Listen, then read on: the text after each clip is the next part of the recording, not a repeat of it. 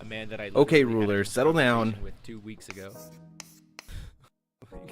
Ruler School is brought to you by Odyssey Games, where you can go to get pre-orders of all the upcoming Force of Will sets, as well as releases of previous sets after they come out. ccgprime.com with over 100,000 Force of Will singles, as well as out-of-print boxes from the past, and TCG accessories, as well as fowlibrary.com, a wonderful resource for deck lists, article discussions, and more. Check them out at fowlibrary.com, as well as these amazing patrons. Special thanks to guest lecturer members Fight Ramen and Shukong Fu. Thank you for your support. Class is in session. Hey there, rulers. Welcome back after 2 long weekends of back-to-back Force of Will GPs to your favorite ever live Force of Will podcast. It's Office Hours! Here, as always, is me, DMO73, and I'm joined by the beautiful Paul Reisman, who is currently doing the Lord's work and sorting my entire Wanderer collection so that I can have it organized for when the change happens. I will say, like, I jokingly did it, talked about it, and then you volunteered. So, Yes. So, brought a little bit upon yourself. Jeremy has a lot of cards, guys. I have a lot of cards. And, He's a lot of cards. And Mike Grant's fresh off of recording a little cyclic for his music career. Hi, Mike Grants. Hello. Jeremy, how many company shill exclusive promos did you have to give Paul in order to convince him to sort your cards out? All of them. All of them. Actually. Nice. All of Yeah, them? all of them. All And of them. I accepted. He accepted all of them. I'm going to do some audio balancing here for you guys. Thank you for letting me know, Fizz, that my volume gain is a little low.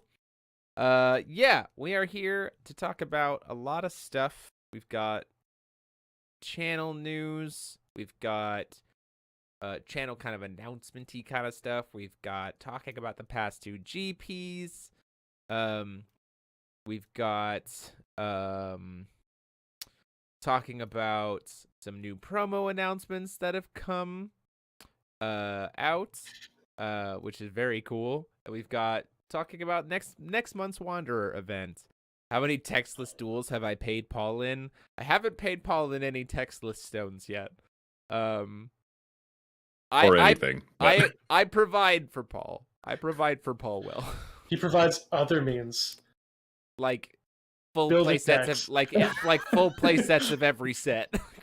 He's well paid Yeah. for it. That's pretty good, man. He's I don't know what to tell you.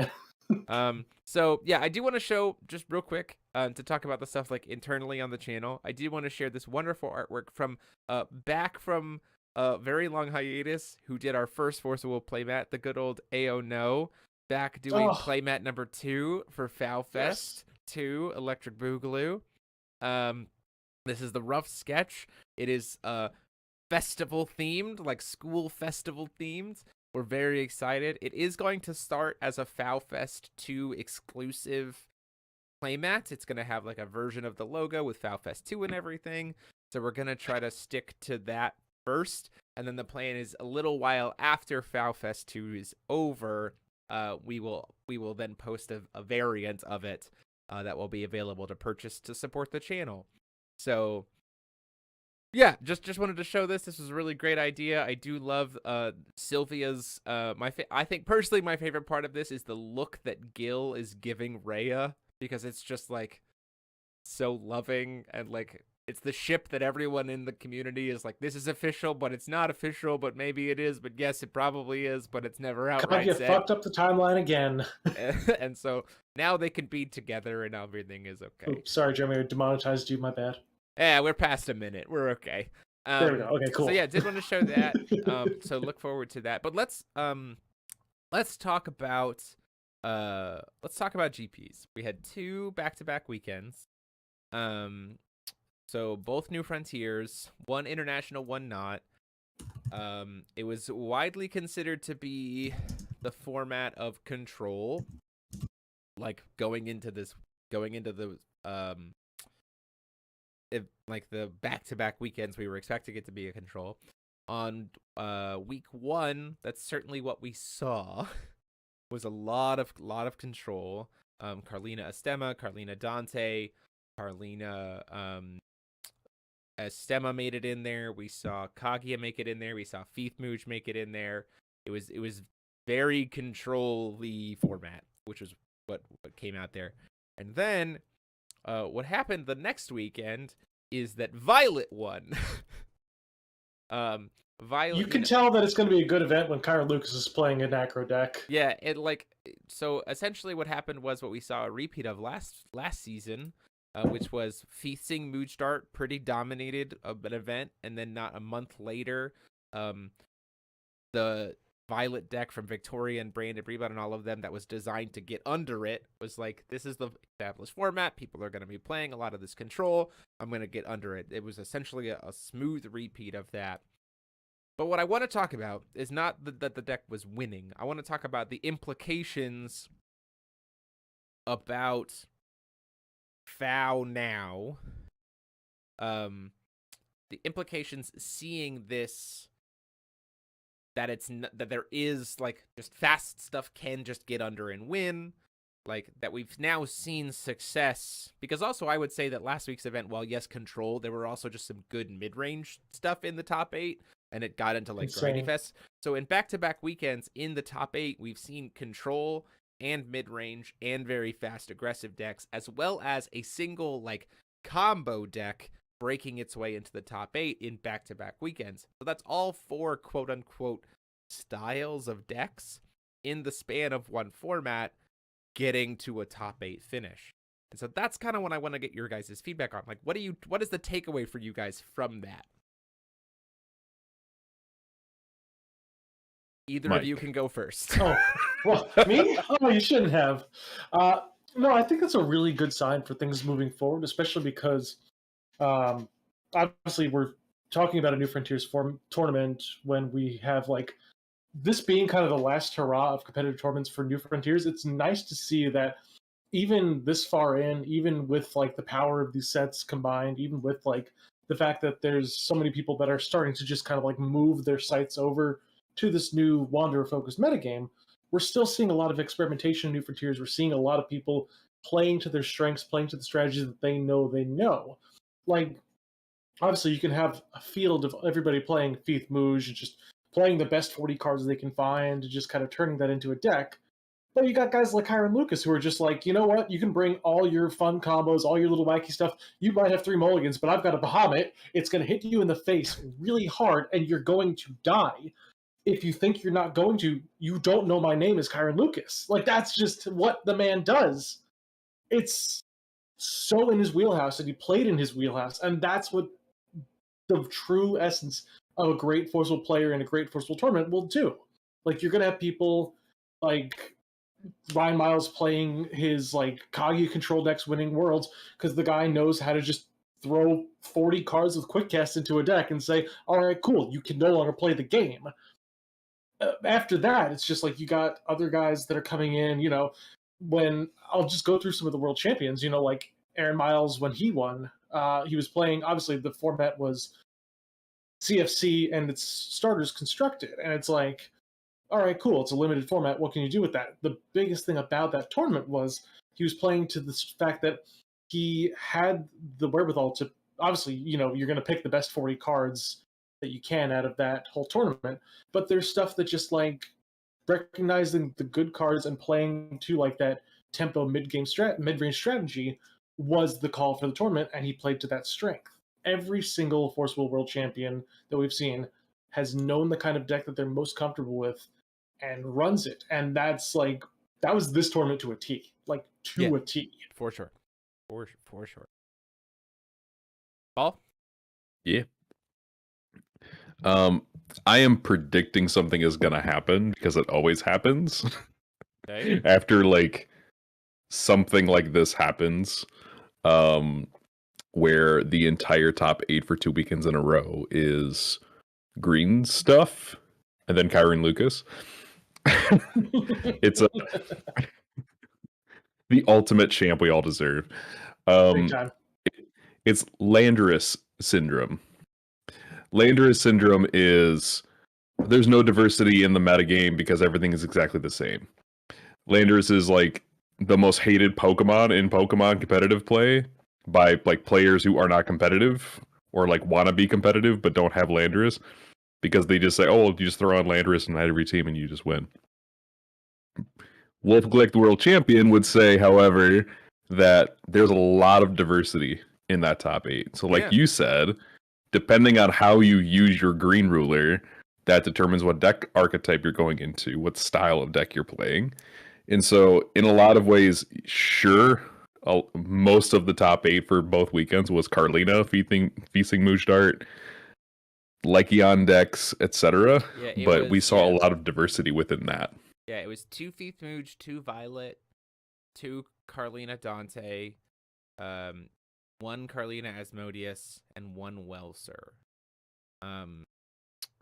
And I will say again, if you take away the rulers out of that equation, right? It was like 2 hyper aggro decks, because at the end of the day, Violet is a hyper aggro deck. She just like combos out, but it's a hyper aggro deck. Baja Blast 2 Electric Boogaloo. Yeah, so it's a so you had 2 hyper aggro decks. You had at its core a pure combo deck. You had 2 Feathmooge controls. You had 2 Carlina mid-rangey kind of decks, and then you had this like hard control Carlina Asmo, which is not what we were expecting out of Carlina Asmo. Like, we were expecting token go rush from Carlina Asmo. So that's like, again, that's mid-range, that's control, that's aggro, that's combo, all in a top 8 environment,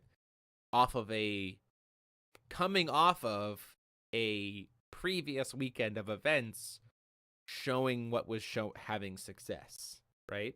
So it's one thing to say, like,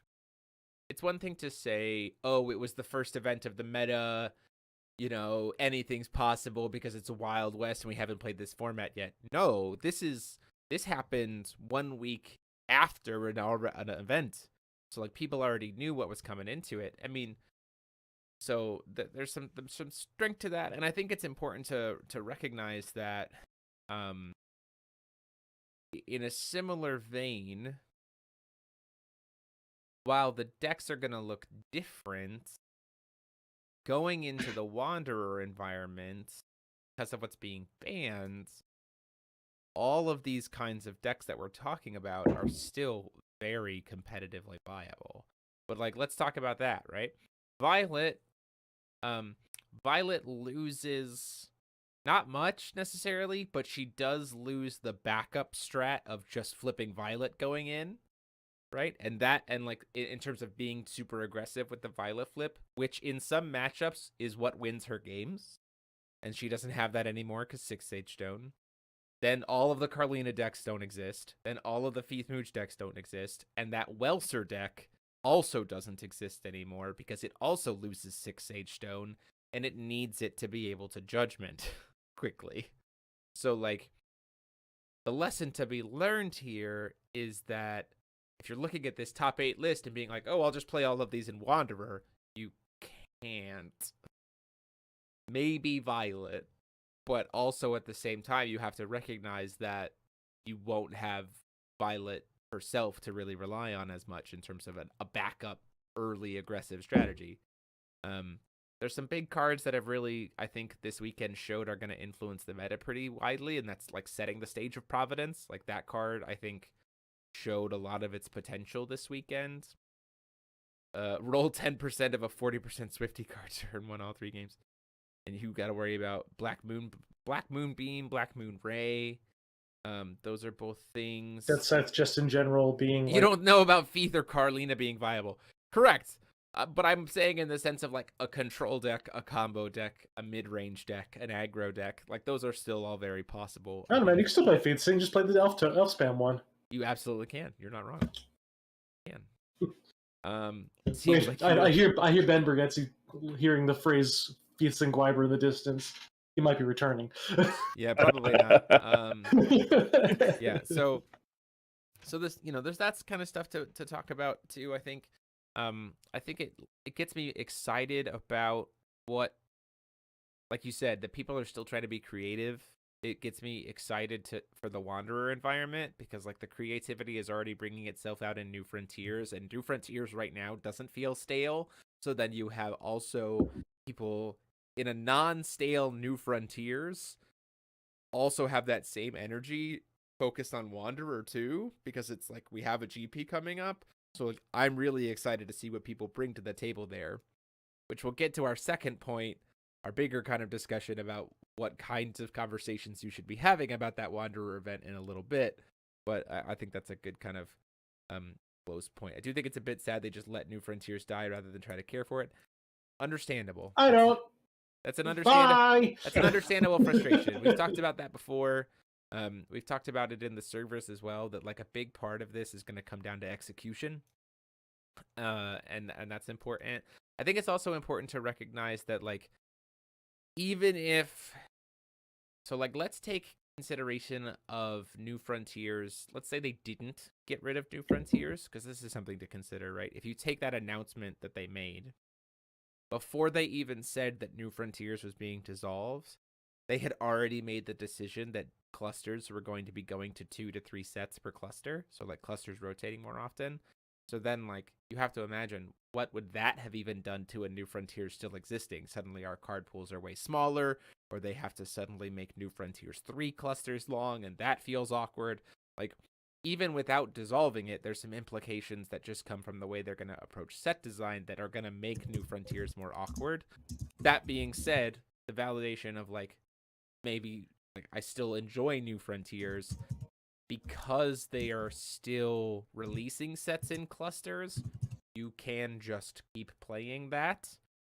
And in fact, you can shape it your own way now a little bit more to say, hey, we'll do New Frontiers with 3 clusters. Hey, we'll do New Frontiers with our own ban list because it's not an official format anymore, so why not, right?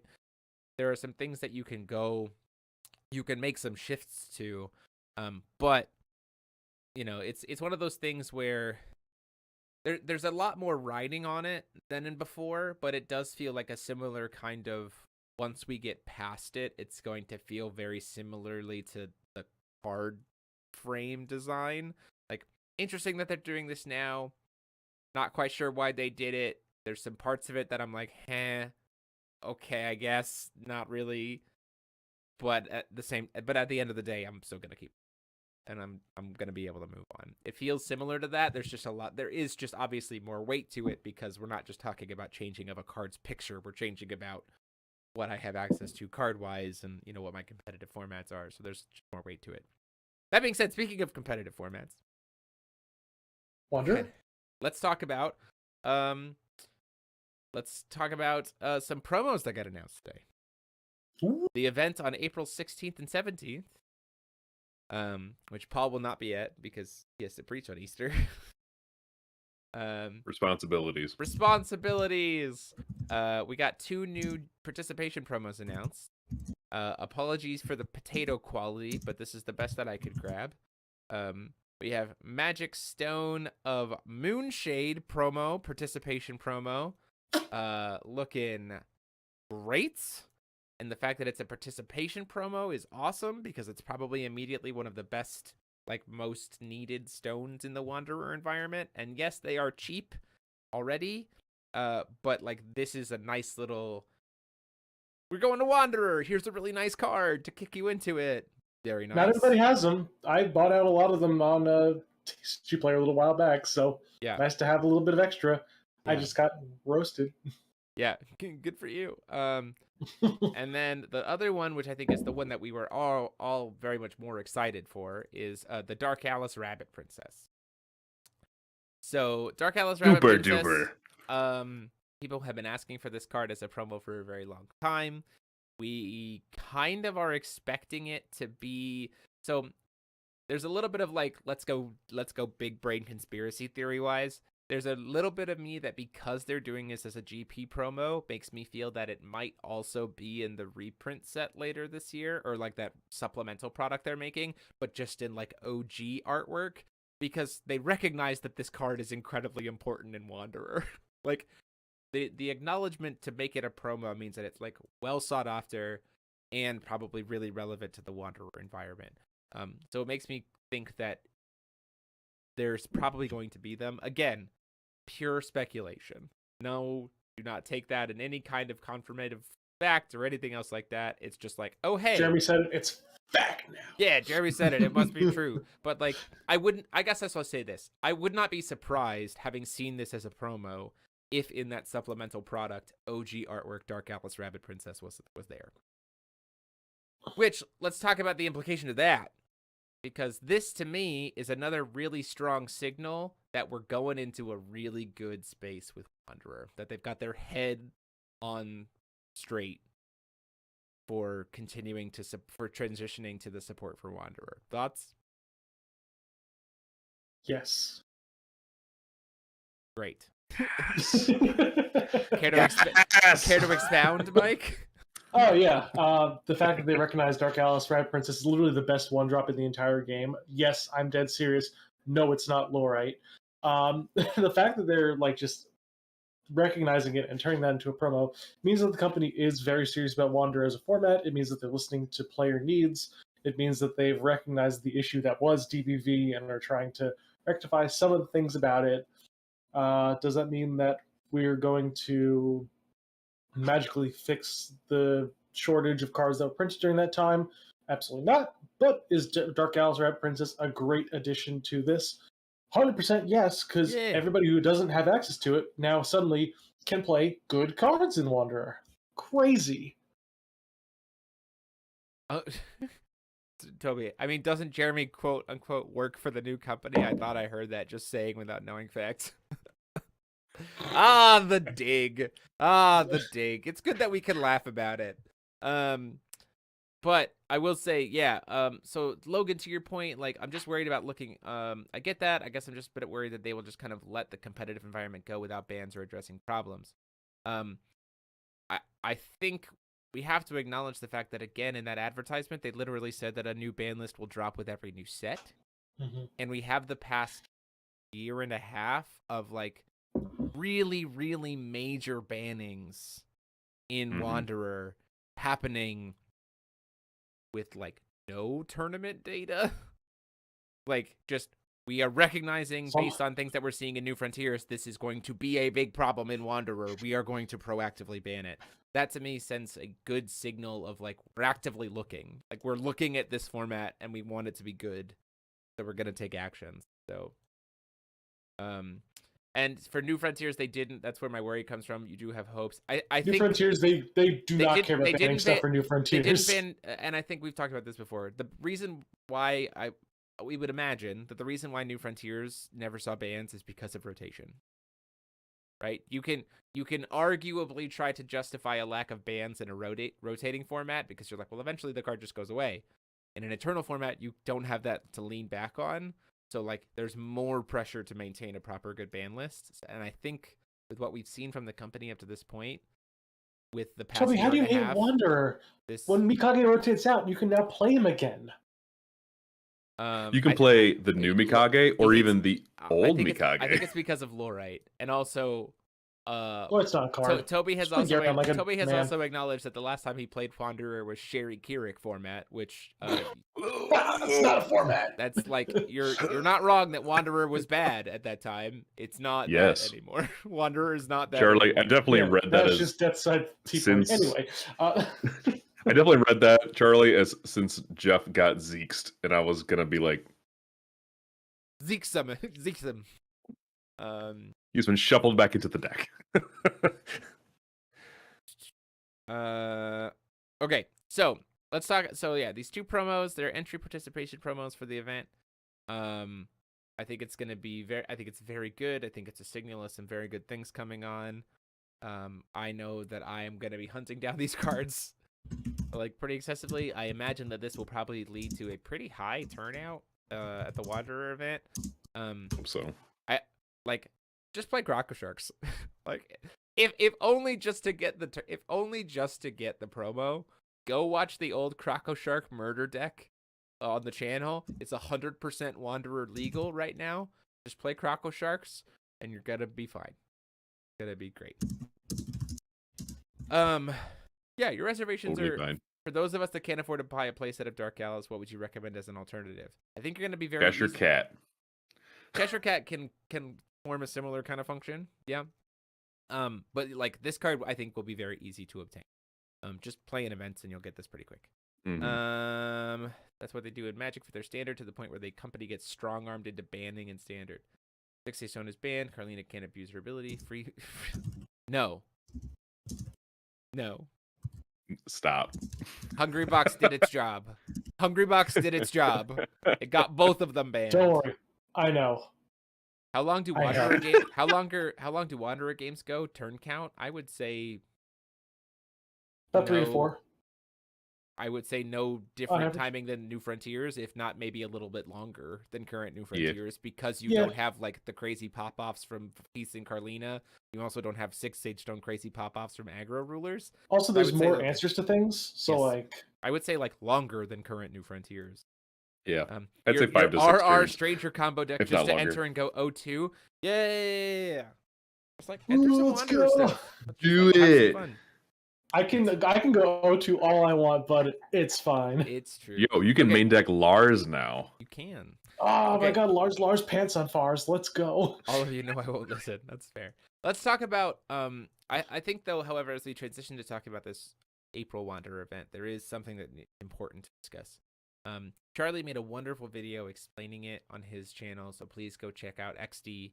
I'm not gonna go into what it does or how it works. But we have to talk about Tea Party. I'm gonna pull it up here. I think I downloaded. Yeah, I did. Just so Tea Party. Because I just want to have it up while we're talking about it here. So, as it stands right now, res full cluster. You're right, Steven, and it is like screaming into the void. There's no use to it. Okay, Tea Party before the decisive battle. We have to talk about this card's influence and how it is creating a rock, paper, scissors format for Wanderer. As it stands right now, the rock, paper, scissors format is Tea Party Infinite decks. Decks that green Dante and things that beat green Dante but lose to this card, this infinite combo. So, what we have to talk about, honestly, we're not going to talk about that rock, paper, scissors format because there are people who enjoy rock, paper, scissors format and it's like the mental guessing game. We have to talk about the implications of the fact that this card is being so widely talked about and has been shared feedback-wise with the company about their concerns about this card in Wanderer. Playtest both formats. What I mean by that is playtest as if this card is the rock, paper, scissors format and it's not going to get fixed before April. And playtest the format with this card having the suggested errata, as well as try to play this format with this card being banned.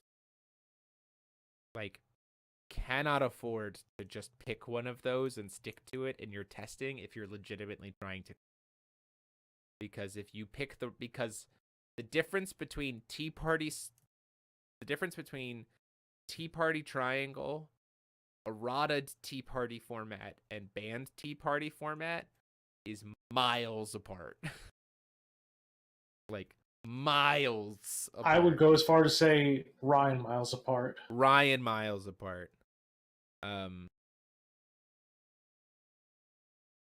Why stigmatize any format so flippantly and fiercely polarize the wording?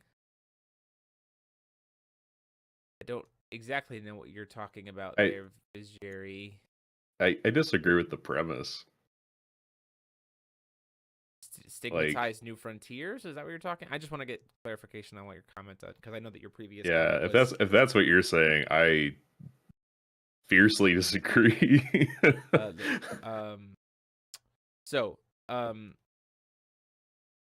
Rock, paper, scissors format that people like probably also play Yu-Gi-Oh! You're probably not wrong. So let me talk about this, IFiz. Tea Party as is a rock, paper, scissors format.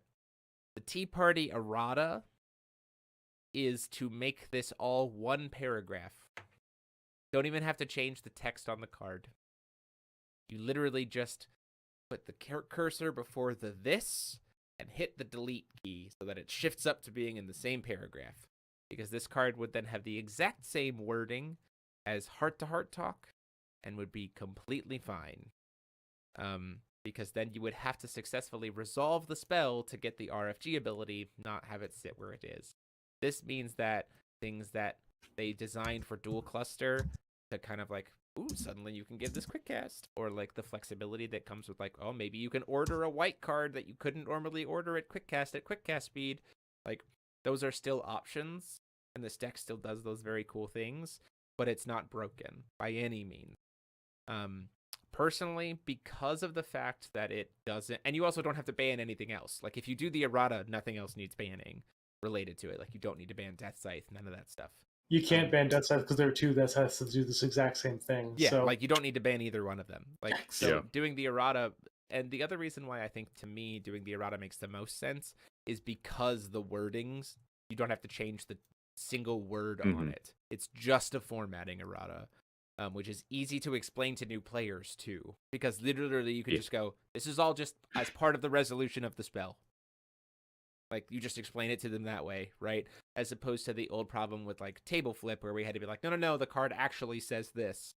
Like, that's hard to explain to new people. This way you just go... Table flip. Oh, table flip Sandstorm. Oh. Yeah, exactly. Oh, don't give me the flashbacks. So, like, because it would just be a formatting errata, it's very easy to explain to newer players. Post-ban errata Tea Party format is called post-Boston. Let me get rid of the Tea Party. Function errata will turn the power down by 90% as intended. Yeah. You finally quick cast the Order of Valkyrie that came with Val. So, you can only do that with Blue Planet. And unexpected like, visitors. There's cards that do it in Wanderer. But let's talk about how actually that's not a bad play. Really? Because, like, on a single stone... So, like, if you use a Tea Party, on a single stone, you can tap, like, if we've resolved Tea Party, right? We can go tap to float white, Tea Party, recover it, tap, float second white, quick cast in Kara, kill something that's dying, and then produce another white because Kara has swiftness. Like, suddenly Kara becomes like, oh, that's a card. That's a good card. That's a good card. That's a good card. Right? Wow. Like, Kara is actually a card that, like, I think Odin tries to play now. Crazy. But, like, which is why I don't want to see this card get banned. Because suddenly so many, this card does breathe life into some cool ideas. And because the fix would be so straight. But again, those formats are insanely different. Insanely different. And so it's you're doing yourself a disservice if you're playing competitively if you don't try out both. Because there is a very real possibility that they do just wait until next set release to hit this card. There is a very real possibility that it gets hit before the Wanderer GP because they know about its influence and they want it to be fixed before the GP. Then the question becomes, how are they going to fix it? Are they going to ban it or are they going to errata it? Right? You need to be prepared for all three options if you want to be successful in that tournament. If you're just showing up to try to get those GP promos because it's beginning, you maybe don't have all the Wanderer stuff or you're a newer player, then sure, go nuts. You do whatever you want. But if you want to play competitively, you're doing yourself a disservice if you don't cover all three formats. Table flip isn't a real card. No one look it up. No one play it. That's the solution to not worrying about the text being changed. I'm looking at it right now. Don't do it. Charlie told you not to. You're gonna go against the judge ruling. I read this card as Charlie's not my dad. Successfully cast to gain the text. So again, yeah, Vijeri, as it's currently, like, first glance, a new player might understand it as this card has to be. When I first read it, I thought this card has to be successfully cast to gain this text, right? The problem is because of how formatting rules work in Force of Will, if it's a different line, it's a different text. It's a different ability. So as it stands now, because this card gains as long as it's in your removed area, that's a different ability than the effect that happens when it resolves. So someone got too trigger happy on the enter key when they were typing all of this out. They're like, oh, got it. If you look at this card, you will die in 7 days. For table flip, I'm not going to look at table flip. I'm good. I'm good. So yeah, like the formats are very different. And I think that we can all agree that the format with an errata or with a ban still is insanely wide. Correct. Like there's a lot Relatively, of yeah. stuff, there's a lot of different things you can do, because we talked about this before, and I think this is a big discussion about Wanderer as a whole that's important to recognize. That, sorry, I'll say this, it's important to recognize because of the very nature of the Force of Will card game and the fact that rulers are a thing. Ryan and I talked about this, I think, during the GP, or maybe we just talked about it behind the scenes. But the very... No, Paul, you have to sort my cards first, please. I'll miss you. I'll probably do that, yeah. Okay, great. Thank you. So Force of Will when we think of eternal formats, there is this initial drive to look at the main decks, right? Because that's the cards that we use the most. That's like the cards that we deck build with, right?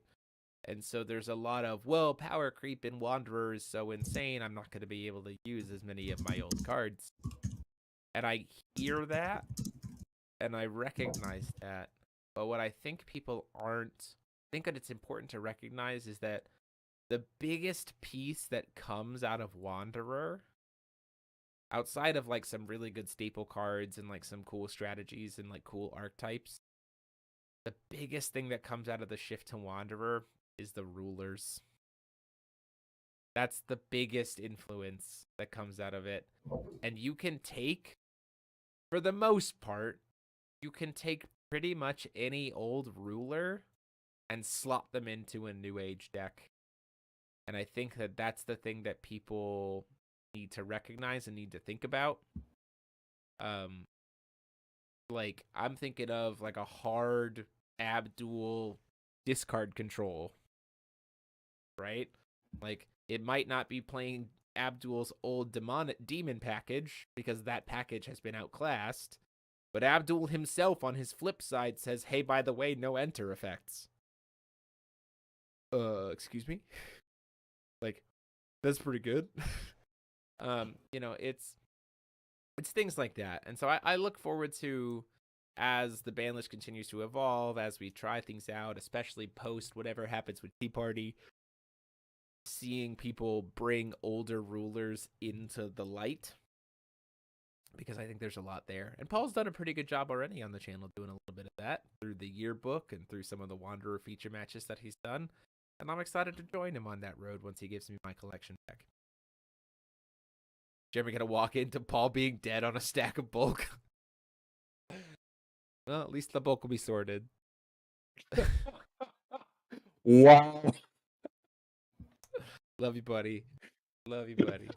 Paul Souders, any tips for playtesting for players that don't have locals or other people to play in person with? Yeah, there's an LFG group on both my Discord, the Ruler School TCG Discord, or the Force of Will TCG Discord, which you can get links to both of those through either the description of this video or the How to Start Playing in 2022 video. There are LFG channels there for people to play in webcam or on Untap. Those are both really good. Like, we're seeing more people play that way almost every single day. No one uses Lackey anymore. As much as Dennis would love you to believe that Lackey is superior to Untap, and maybe it is objectively, but no one uses it. But still does the good work of updating the plugin every single time he can. You'll do it in response on Death's turn. Oh. Turbo flip Abdul. Not so fast. Yeah, turbo flip Abdul and give him barrier, protect the castle, and just say no enter effects. I'm down for that. That is an option. I do like the idea that people have to think about sideboarding rulers again. That's pretty fun. Yeah, I told one of my I haven't seen locals. that in a while. I told one of my locals that we should try to build him New Age Turbo Pandora flip, and I was like, you know what? Actually, I don't actually hate that idea. And hear me out. Here's why. Imagine playing a Tea Party deck, like playing Tea Party errata, right? And then just being like, flip Pandora, turbo flash in, Seth the Arbiter, discard my hands. Like, or like flash in Seth the Arbiter at the end of your turn, go to my turn, flip Pandora, go. Like, oh god, I just want to do so many things with Seth the Arbiter again. That I card's know, so right? stupid Like, cool. like suddenly you're like, oh, wait a minute, that card is probably decent. Like, there's something that we can do with that. Like, older cards can evolve in the main deck. Older archetypes maybe might struggle to keep up just because like archetypes have like evolved, right? But like rulers that certain strategies that rulers bring to the table can just be supported by new age stuff. And like, hey, I can play an Abdul deck. Hey, I can play a Val 2 deck. I can play a Val 1 deck. Do you realize how many good 2-drop some kind of water cards we have? Let's talk about Azathoth, the 1/7 with Death Touch that draws 2 cards and discards a card. Yeah. Flash that thing in, you're golden. Yeah, like, let's do it, you know? Like, there's a lot of stuff that you can do. Flip Pandora, and in response, Tea Party Seth flash in, or just like I said, flash Seth in at the end of your opponent's turn because normally he's 3, and then you're like, go to my turn, you know, flip Pandora, make you discard your whole hand. Both of us discard our whole hands, but I draw a million cards. We had a good time. Yeah, there's a lot that's gonna be done. I'm very excited about it. My binder of rulers is very excited to be busted out again. Goofed around with. Turbo flip Adelbert, then stick Seth the Arbiter and play Dark Resonators to make your opponent discard. Also, don't hate that. Now Steven is thinking my language. I love Adelbert Darkness combos. Let's get the. There's that new card from I say new card. It came out like 3 sets ago. It shows how long I've been not playing this game right now. But the one that creates 4 Fire Darkness Cthulhu Resonator tokens. Oh yeah. If you have an Adelbert, you flip the Adelbert and you do that. Your opponent discards 4 cards. Yeah, just Swarming Cthulhu, just. And you 2K your opponent's board somehow. Adelbert being a relevant deck. I mean, there's all kinds of stuff that can be done. Again, it's like even back like my gauntlet for Prego TK still stands. That, and also even all the way back into Grim. Like, there are Grim cluster rulers that are viable in Wanderer. Seer of the Blue Moon. Yeah. That card's gross. The only problem is that most of the chance standbys don't hit J rulers, and it's sad. Fine, whatever. We'll make something happen. Like, if they did, hey. Black Moon Ray. We just need 4 Black Moon Ray. It's fine. Just need 4. Jeez. Yeah. You just need 4 Black Moon Ray in like every deck, so that we can answer J rulers. We can answer order decks more specifically. Wait, does Modius puts counters on himself, doesn't he? Yes. Oh man, we've now come to the brewing portion of the podcast. Welcome to the brewing portion of the podcast. Yeah. Boys, Asmodeus Gerda, let's go. Wait, Paul tested out that Violet build with it. What? Oh, he's talking about the that Scythe Tea Party. He jammed it in Violet. Yeah, 4 plus 1 because plus 1 of course. counters on this card. Like, why would you not? Why not? Like, Violet loves to draw her whole deck.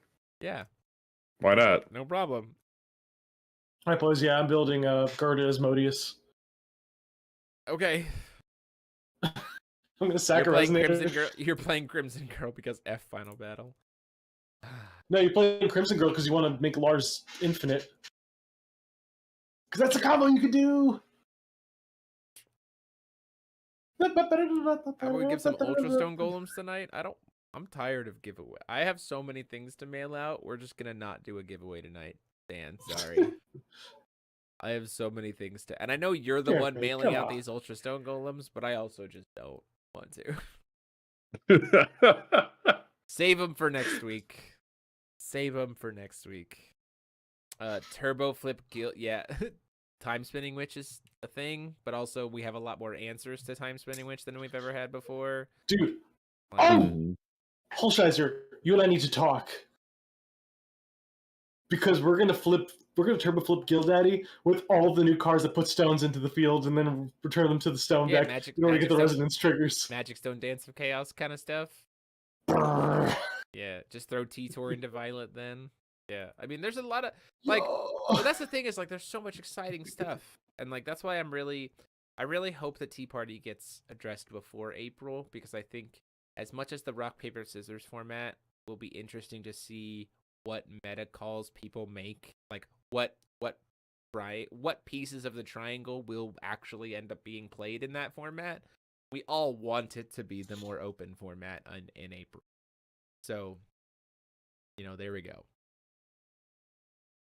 I'll take those golems off your hands, pouty face, all those kinds of stuff. Let's see. Is there any other big? There is one thing. With the GP schedule came out, and then we got the announcement about the change to Wanderer, and it's no longer Wanderer format in April. Back to being actual Wanderer. Rip Wanderer. Rip Wanderer.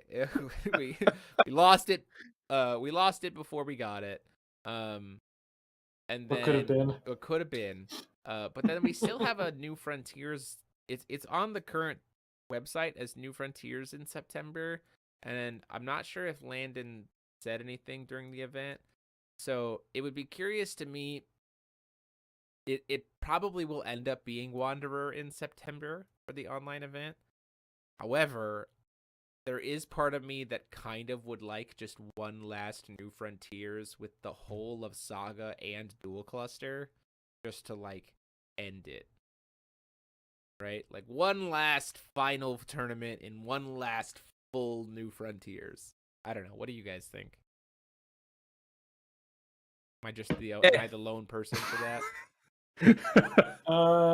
Yes. No. I feel like I'm literally just so checked out of New Frontiers at this point. That's fair. That I am just, I know I've been chilling Wanderer for like 4 years now, so been. like I am just beyond hype for it to be the officially thing. Yeah. Like I'm not hyped for New Frontiers to be gone. Sure. I know that a lot of people like New Frontiers. I just, CCG Prime saying it needs to get banned flat out. I disagree. If they errata it, the card's fine. I also disagree. If they do the errata to make it, you have to make it like heart-to-heart talk, card's fine. Instantly fine. You don't want to ban Death Scythe because Death Scythe's really, really helpful in general in Wander. Like it's a good staple card. Don't get rid of it. Yeah. Tea Party's a really good white card. Yeah, it's a very nice. Make it less. It opens up some very cool strategies. Just like make it formatted correctly to not be broken. Future-proof it. The only thing that I think I would want to see, in my opinion, let's talk about this. This would be a cool note to end on. Let's imagine that. Let's imagine our preferred scenario of Tea Party getting the heart-to-heart errata. I think all three of us can agree that that would be our preferred scenario, correct? Yes. So, like, let's assume that we get that. You have the power to ban one card and unban one other card that's currently on the list. What would you do and why?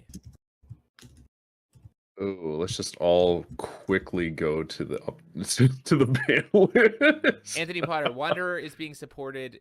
New Frontiers is being erased in August. It will just be Wanderer moving forward. No more. It will no longer be. Wanderer, it will no longer be officially supported. Yeah, no longer be officially supported. Wanderer will become the main format with a new ban list every 3 months. Okay, I know what I would do. What was the question again, Jeremy? Sorry, it is we got our dream scenario. Tea Party has been errata to function just like heart-to-heart talk. It cannot go infinite. Death Scythe there's no worries there. You are allowed to ban and unban one card currently on the ban list and currently in the format. What do you choose and why? Oh, Currently easy. in the format. Ban favorite spell, unbans Wall of Wind. Unban Wall of Wind. You're high. And Get out of here. ban favorite spell. No, I'll one up you on that in the thing that I think is a better decision rather than Wall of Wind, because you've missed the proper card to unban in replacement of Fairer Spell, being Otherworld Dreams. I mean, I guess. So ban Fairer Spell, unban Otherworld Dreams, and here's why. It gives the same level of interaction, but doesn't actually stop you from playing. It's the same level of interaction, but without severing winds, Otherworld Dreams is a more fairer spell. Because you still get to, without severing winds in the format, Otherworld Dreams is a better for the environment fairer spell. But that being said, that's not my card. If I could ban one card, if I could only ban one card, I'd ban Priscia. New Priscia. That card is a future-proofing nightmare. That is very correct. That card is a future-proofing nightmare. There is no way, as it is currently designed, that card will not be banned within the first year. Because I can agree with that. Because there is no way you're future-proof that. So I would ban that, and then if we're not touching any cancel spells, I'd unban True Blade of Spirits.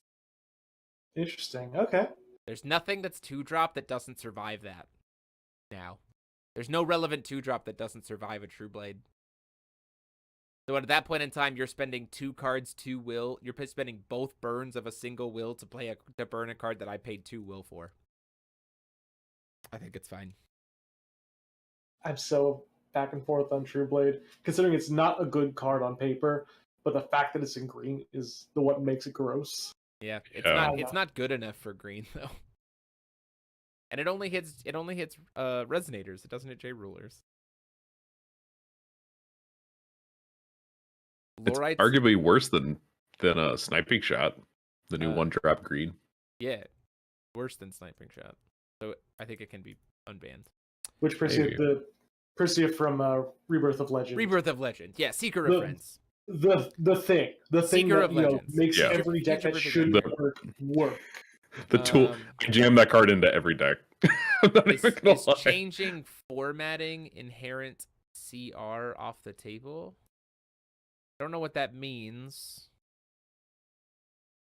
Ban Dance of Spirits, unban Carlina. Stop, Steven. Ban Ploki, pull Apollo off. Stop, Patrick. You're incorrect.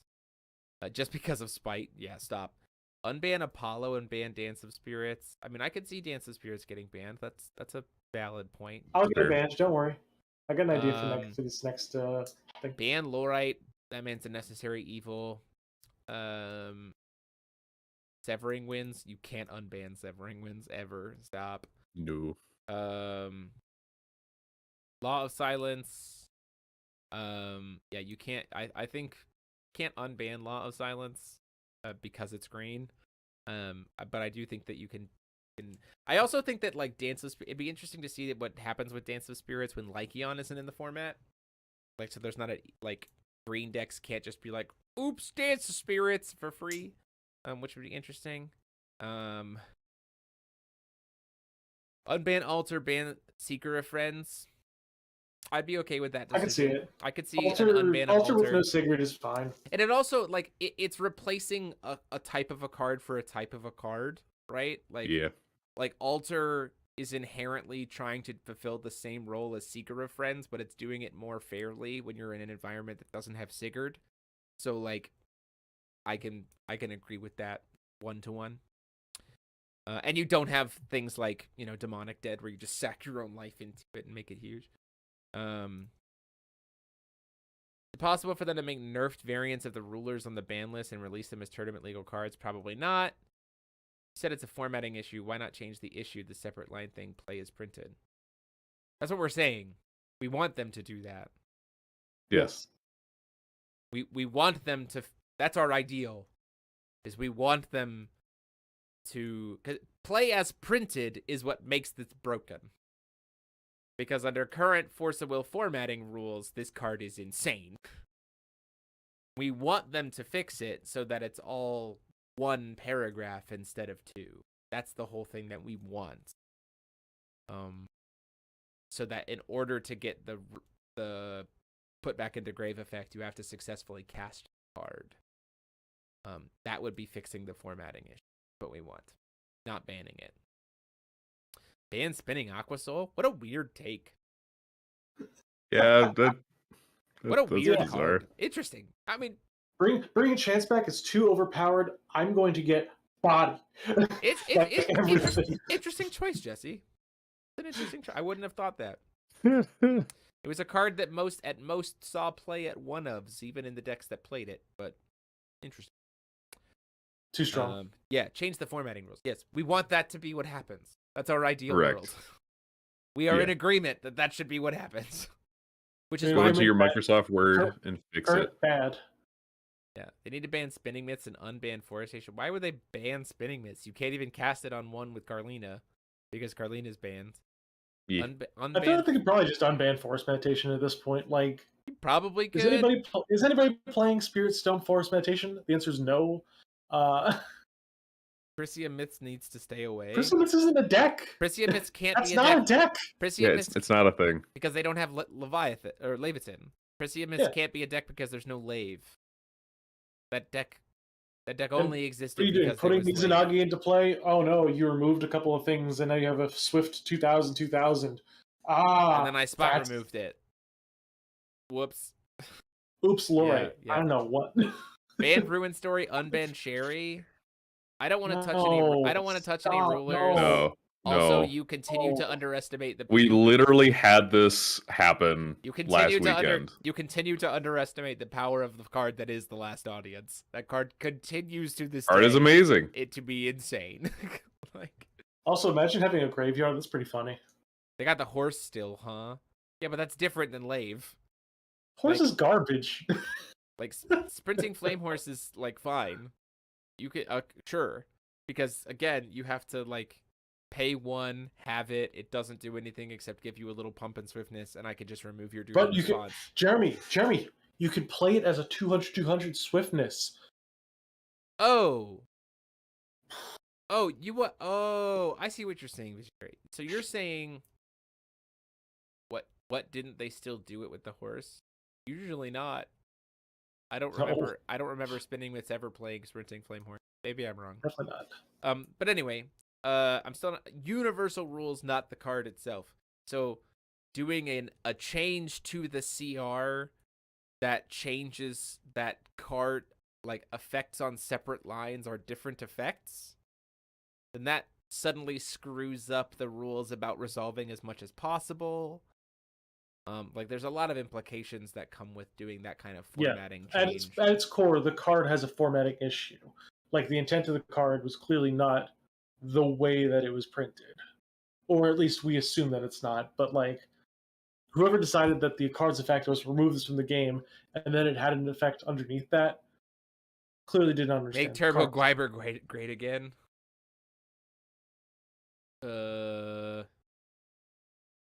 Sorry. You can play Turbo Gwyber as you want right now. You can play Turbo Gwyber at quick cast speed if you're playing Tea Party. Exactly. Like arguably the deck is better. Dude, just because you don't have Leviathan. No changing the seat. Yeah. Okay. So, yeah. These are some interesting takes of things that people want. Rune stories, so no infinite stories. I don't even think Sherry needs infinite stories. I think she's still just that good. Yeah, correct. Again, vampire nerf variants of the rulers, probably not. I think what they did for cards like Allosaurus, but in reverse. I'd rather they do the opposite, where they do more cards. Like, can we just like more bump up of like ascended versions of older rulers? Yeah. I'd take an ascended Val 1 real quick. Yeah. No Lave, no Apollo killing you. Good. Can't have Apollo. Can't have Lave. Too good. Incidental value that generates some random actual bonus stuff and makes your opponent waste resources when you paid 0. Too good. Last Audience is a doll with attacking redirection. It is infinitely more than that. It's a doll. That's cost 1. And is then quick That costs 1. And is then quick cast and has 700 defense. Like That you have to block. and you And have, you have to to attack. Like the fact that you have to attack it is very important. A little relevant, just a smidge. Yeah, and the fact, like, I would recommend that you go and watch when we played in the GP 2 weekends ago. The fact that like I had a couple of dudes on board and a last audience, and Paul couldn't afford to block my chip damage because if he did, last audience could swing for free when he doesn't have a blocker. Even though I dealt 0 damage with it, it then completely shifts the pace of Paul's turn because then his dudes have to attack my dude, which then leaves him vulnerable to my stuff just getting free swings. Yeah. Like, your ability to control your opponent's combat phase on their turn for free in such a huge way is why Last Audience is such a good card. Yeah. He just totally swings my tempo away from me. Time to play Law Lock. They didn't Whenever he learn the wants. first time. I mean, I'm forgetting Dance of Spirits band. I'm for that for sure. Mike left. Bye, Mike. Ascended Abdul. Mike of Spirits. I'd be down band. for Abdul. But that's going to be it for us for tonight. This has been a wonderful conversation. Again, keep your ears tuned for what we hear about from Tea Party. Hopefully we hear something soonish. Please get signed up as soon as you can. Check fowtcg.com for when that registration information goes live so that we can make that event really, really successful and show them, hey, we're already on a good start for people wanting to play Wanderer. Check us out in the Discords if you want to play games with us as we get ready for Wanderer. Tomorrow will be the deck profile for the first take of Alice Genesis Regalia. And then on Wednesday, we have the top 20 cards in... What, Paul? What attribute are we doing this Wednesday? It should be wind. The top 20 wind cards this Wednesday. Guess what's number 1? We talked about it. Is it Pharaoh's Bell? Or is it Lorite? You're just gonna have to watch. Gonna have to watch it. It's everyone's actually. Well, that card's banned in Wanderer, so and then Thursday this week we will have the profile for the first draft of the Dante Dark Spheres, and then back to regular feature matches next week. Thank you all so much for watching. If you liked what we did, you want to consider clicking the support button to support us by clicking that join button down below. Join the channel as a member. We're almost back up to 100 members, which is nice. A little bit of a dip at the beginning of this year, but we appreciate everybody coming back and supporting us and love being able to hang out with you and unlock new emotes. So thank you guys so much for watching. And as always, this has been myself, DMO73, and I've been joined as always by Paul Reisman. Okay, and Mike Rance. And Mike Rance. Saying... And Jeremy Franklin. Saying class dismissed.